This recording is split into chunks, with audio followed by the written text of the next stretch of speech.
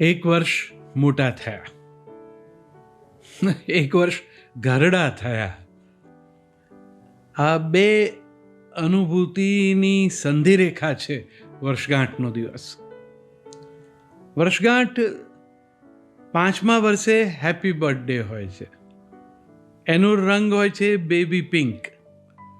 સ્વાદ પણ હોય છે ગળ્યો, લાપસી, કંસાર, શીરો, પૂરણપોળી, ક્યારેક કેક, નવા વસ્ત્રો, દેવ મંદિરમાં દીવો, વડીલોને વંદન. આ રીતે ઉજવાય 15 વર્ષ સુધી. એ દરમિયાન ઉમેરાય એમાં પેલા સેન્ડવિચ ને વેફર ને કટલેસ, ગિફ્ટ અને સામે પાછી રિટર્ન ગિફ્ટ. 16મા વર્ષે વર્ષગાંઠનો રંગ બને છે આસમાની. એ 26 વર્ષના દસકામાં ઘેરા થતા બને છે દરિયાઈ.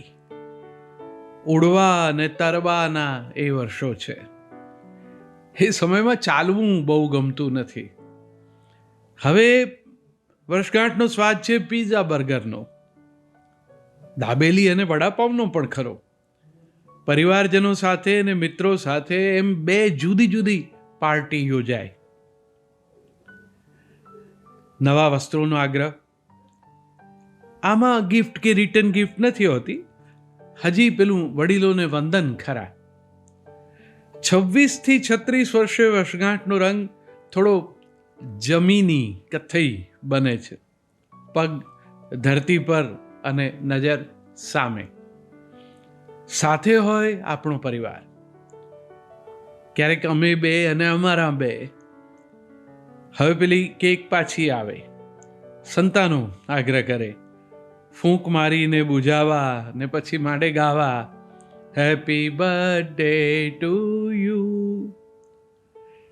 ગિફ્ટ રૂપે પ્રિયજનની કિસ, પત્નીનું ચુંબન, સંતાનોની વહાલ ભરી ચૂમી, સાથે કાર્ડ ને પેન ને પાકીટ ને પર્સ અને વડીલોના આશીર્વાદ હજુ ચાલુ.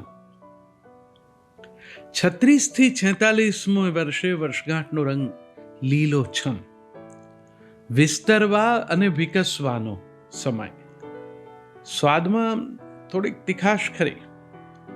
દેવ મંદિરમાં દીવો કરતા વડીલ, લોંગ ડ્રાઈવ, ઘરને બદલે હોટેલમાં ડિનર, સૌનું ભાવતું બનાવવાનો ભાર હવે નહીં, જેને જે ભાવે એનો ઓર્ડર આપી શકે. 46 થી 56 વર્ષે વર્ષગાંઠનો રંગ સિદ્ધિ અને સમૃદ્ધિનો સોનેરી.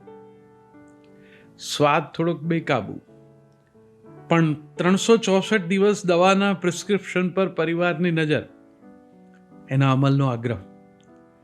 એમાં એક દિવસ માટે છાંટો પાણી સાથે છૂટછાટ. કેક પરની મીણબત્તીને ફૂંક મારવા અને કેક ખાવા માટે સંતાનો વધારે તત્પર. 56 થી 66 વર્ષે વર્ષગાંઠનો રંગ શ્વેત શ્યામ. થોડી પ્રવૃત્તિ, જાજો આરામ. સ્વાદ પૂરણપોળીથી પાણીપુરી, મધની તુરાશ અને હા, મદ્યની પણ. મંચિંગનો ચટપટો સ્વાદ. સંતાનો વ્યસ્ત, મિત્રો સાથે 2 જણા, ક્યાંક હનીમૂન હોલિડેમાં પણ મસ્ત હોવાની શક્યતા. 66 પછી વર્ષગાંઠનો રંગ શ્વેત. સ્વાદ સ્વાસ્થ્ય અનુસાર, સુગંધ વેપોરબની, સ્પર્શ બરછટ ત્વચા પર સ્નો ક્રીમ, આળા મન ઉપર સ્મિતનું ક્રીમ, ધીમા સાદે થતી વાત પર કાન અને ઝાંખા દ્રશ્ય પર માંડેલી આંખ. પંચેન્દ્રિયનો બદલાયેલો પારાવાર. શેમ્પેનને બદલે શાલની ભેટ. વળી એકવાર કેક કટિંગ.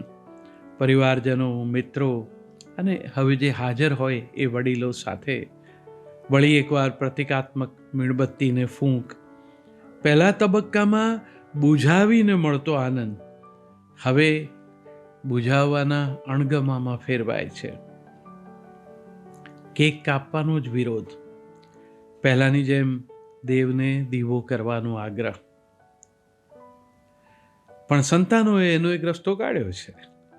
ફૂંક મારો, ફૂંક મારો, ફૂંક મારો, બુઝાય જ નહીં એવી મીણબત્તીઓ. બધા તાળી પાડે, મન મલકાય. આવું હોય તો વેલ કેક કપાય. બોડી પ્રોફાઇલનો રિપોર્ટ કાલે જોવાય.